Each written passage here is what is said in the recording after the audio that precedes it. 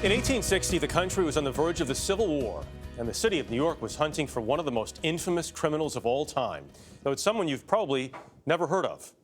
His name was Albert Hicks, and he's been called the last pirate of New York, a bridge between Blackbeard and Al Capone, when the worst of the worst transitioned from raiding ships to joining mobs. His chilling story is detailed in a new book by Rich Cohen. Well, when I first heard about Albert Hicks and his crime, I learned about this ghost ship, and I just could not get that image out of my head for years and years and years. Rich Cohen has been trying to write a book about Albert Hicks for more than 2 decades, and what he calls the craziest summer in the history of New York. This was the home of the river pirates who would come out of the sewers of the city on rowboats at night and hit the ships in the harbor, steal and kill, and then disappear back into the sewers. Now, armed with new research, Cohen tells the tale in The Last Pirate of New York. This is right before the Civil War. The thing that was notable, one thing that was notable at Hicks that drew me to him was everybody who was an operator downtown in the slums, which are the 5 points, was a member of a gang. And these were the crazy gangs almost out of the movie The Warriors, you know, the Dead Rabbits, the Chickesters, the 40 Thieves, the River Rats. Albert Hicks was not in a gang, because people were in gangs because they protected them. There was protection. Albert Hicks wasn't in a gang because he didn't need to be protected by anybody. People needed to be protected from him. Police believe Albert Hicks killed more than 100 people as he traveled the world, from New York to California, Hawaii, Mexico, and Tahiti. He would join a ship, kill the crew, and plunder. But then he returned to New York one last time in 1860. He murdered the crew of an oyster sloop, threw the bodies overboard, and tried to sink the ship, but it did not go down. So a haunting, empty ghost ship was found the next day, and one of the most sensational murder hunts in American history was on. Detectives followed the trail to Providence, Rhode Island. That's where Hicks was found, with $121 and the murdered captain's belongings. He gave a very famous, colorful, unbelievable confession. It's one of the strangest documents in American history.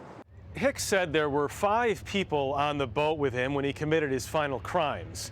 The 3 people he killed, himself, and the devil, who he said possessed him and urged him to kill. The jury took 7 minutes to convict him.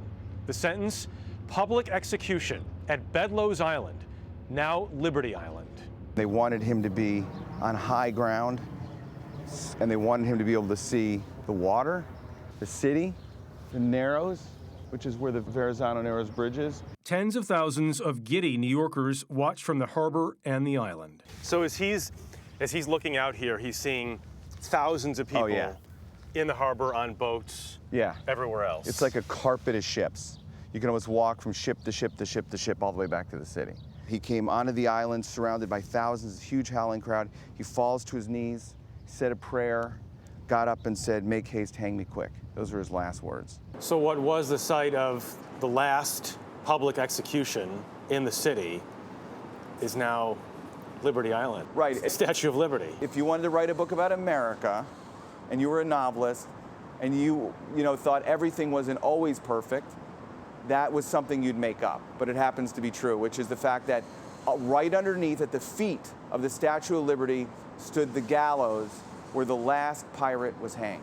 It's medieval. It's medieval. It was like something out of one of those old paintings. You could come down here and travel on the ship that Hicks was being brought to his death, and for $1 you could travel on the same ship as him, drink all the beer you could drink, all the oysters you can eat, and watch the execution. This is not a story you read about when you go to Liberty Island. No, maybe it should be. The government was trying to send a warning, but the barbarism of the public execution appalled even the most jaded tabloids. It became the last time New York City executed someone this way. What can folks learn from the story of Albert Hicks today?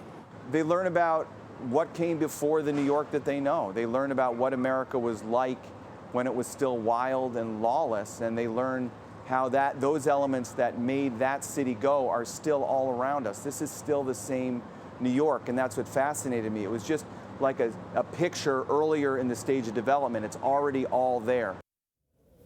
Not sure there's a better nonfiction writer in America than Rich Cohen. Yeah. He brings it every time, and this is the same. History isn't always good. No, it's But not. in this case, But think about that when you it's go to Liberty fascinating. Island next time. Yeah, right? yeah. This Truth happened. is better than fiction. Yeah. One of those There you moments. go.